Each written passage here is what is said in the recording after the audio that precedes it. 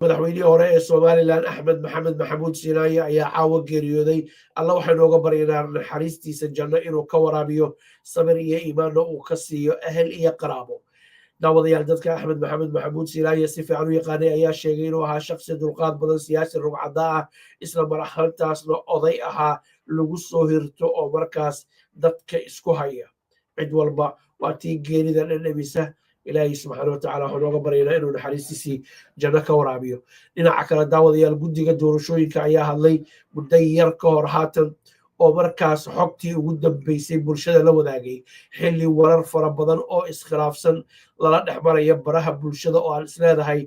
dadkaanu waxaan xaggee ka keenayaan qoraallo xisaabaad nambaro guusha la sheeganayo yacni dadkii aad iyo aad khalkhal loo gelinayo taas oo wiiqaysa dadkii cadceedda taagnaa 3 cisho lasoo dhaafay ka hor ee codkooda baxsanaya nabadgelyada sharafta iyo